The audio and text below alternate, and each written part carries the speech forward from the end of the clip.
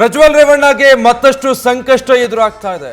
Blue corner notice ಜಾರಿಗೆ CBI ನಿರ್ಧಾರ ಮಾಡಿದೆ. ಎಸ್ಐಟಿ ಮನವಿಗೆ ಸಿಬಿಐ ಇಂಟರ್ಪೋಲ್ ಸ್ಪಂದಿಸಿದೆ. ಬ್ಲೂ ಕಾರ್ನರ್ ನೋಟಿಸ್ ಜಾರಿ ಮಾಡೋದಾಗಿ ಸಿಬಿಐ ಈಗ ಮಾಹಿತಿ ಕೊಟ್ಟಿದೆ. 196 ದೇಶಗಳಿಗೂ ಇಂಟರ್ಪೋಲ್ ಮಾಹಿತಿಯ ರವಾನೆ ಮಾಡೋದಾಗಿ ಸಿಬಿಐ ಎಸ್ಐಟಿಗೆ ಮಾಹಿತಿ ಕೊಟ್ಟಿದೆ.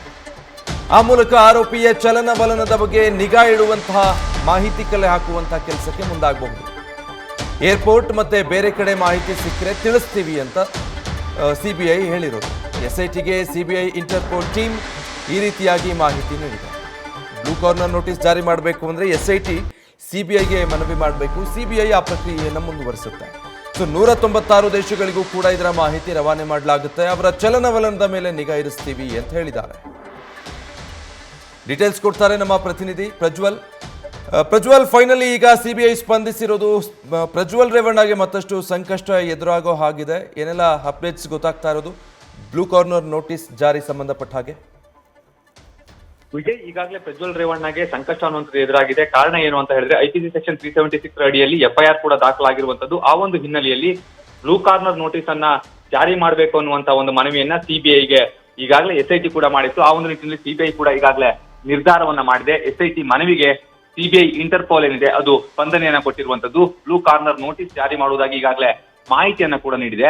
196 ದೇಶಗಳಿಗೂ ಇಂಟರ್ಪೋಲ್ ಈಗಾಗಲೇ ಮಾಹಿತಿಯನ್ನ ರವಾನೆ ಮಾಡುವಂತ ಒಂದು ಕೆಲಸವನ್ನ ಮಾಡಲಾಗಿರುವಂತದ್ದು. ಆರೋಪಿಯ ಚಲನವಲನದ ಬಗ್ಗೆ ನಿಗಾ ಇಡುವಂತಹ ಒಂದು ವ್ಯವಸ್ಥೆ ಏನಿದೆ ಅದು ಆಗುತ್ತೆ. ಅದೇ ರೀತಿಯಲ್ಲಿ ಏರ್ಪೋರ್ಟ್ ಹಾಗೆ ಬೇರೆ ಕಡೆ ಮಾಹಿತಿ ಸಿಕ್ಕರೆ ಅದನ್ನ ಕೂಡ ತಿಳಿಸುವಂತ ಒಂದು ಕೆಲಸವನ್ನ ಇಂಟರ್ಪೋಲ್ ಮಾಡುತ್ತೆ. ಅದು ಸಿಬಿಐ ಮೂಲಕವಾಗಿ ಎಸ್ಐಟಿಗೆ ಮುಂದಿನ ದಿನಗಳಲ್ಲಿ ತಿಳಿತಾ ಹೋಗುತ್ತೆ. ಇಂಟರ್ಪೋಲ್ ಅನ್ನುವಂಥದ್ದೇನಿದೆ ಇದು ಅಂತಾರಾಷ್ಟ್ರೀಯ ಪೊಲೀಸ್ ಸಂಸ್ಥೆಯಾಗಿರುವಂತದ್ದು. ಭಾರತದಲ್ಲಿ ಸಿಬಿಐ ನೋಡಲ್ ಸಂಸ್ಥೆ ಕೂಡ ಆಗಿದೆ. ಆ ನಿಟ್ಟಿನಲ್ಲಿ ದೇಶದ ಗೆರೆಯನ್ನ ದಾಟಿ ತಲೆಮರೆಸಿಕೊಳ್ಳುವಂತಹ ಕ್ರಿಮಿನಲ್ಗಳ ಬಗ್ಗೆ ಮಾಹಿತಿ ಹಂಚಿಕೊಳ್ಳುವಂತಹ ಒಂದು ವೇದಿಕೆ ಕೂಡ ಹೌದು. ಬಹುಬೇಗ ಕ್ರಿಮಿನಲ್ಗಳ ಬಗ್ಗೆ ಅರಿಯಲು, ಅದೇ ರೀತಿಯಲ್ಲಿ ಅವರನ್ನ ಬಂಧಿಸುವ ಅಥವಾ ಅವರ ಬಗ್ಗೆ ಎಚ್ಚರಿಕೆಯನ್ನ ಕೊಡಲು ಇಂಟರ್ಪೋಲ್ ಮೂಲಕ ವಿವಿಧ ನೋಟಿಸ್ಗಳನ್ನ ಕೂಡ ನೀಡಲಾಗುತ್ತೆ. ಅದರಲ್ಲಿ ಬ್ಲೂ ಕಾರ್ನರ್ ನೋಟಿಸ್ ಕೂಡ ಒಂದಾಗಿದೆ.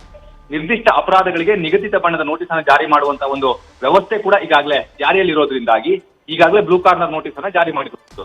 ಹಾಗಾದ್ರೆ ಈ ಬ್ಲೂ ಕಾರ್ನರ್ ನೋಟಿಸ್ ಯಾವ ರೀತಿ ಇರುತ್ತೆ ಅನ್ನೋದನ್ನ ನಾವು ಗಮನಿಸ್ತಾ ಹೋದ್ರೆ, ಗಂಭೀರ ಅಪರಾಧ ಕೃತ್ಯಗಳಲ್ಲಿ ಭಾಗಿಯಾಗಿ ದೇಶದಿಂದ ತಲೆಮರೆಸಿಕೊಂಡಿರುವಂತಹ ಆರೋಪಿಯ ವಿಳಾಸ ಹಾಗೂ ಆತನ ಇರುವಿಕೆಯನ್ನ ಪತ್ತೆ ಹಚ್ಚಲಿಕ್ಕೆ ಈ ಒಂದು ನೋಟಿಸ್ ಹೆಲ್ಪ್ ಆಗುತ್ತೆ.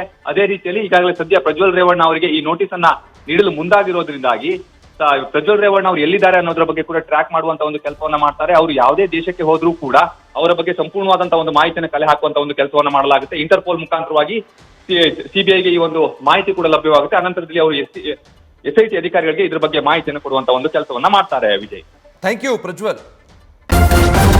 ನ್ಯೂಸ್ ಫಸ್ಟ್ ನಿರ್ಭೀತಿಯಿಂದ ನಿಮ್ಮ ಪರವಾಗಿ.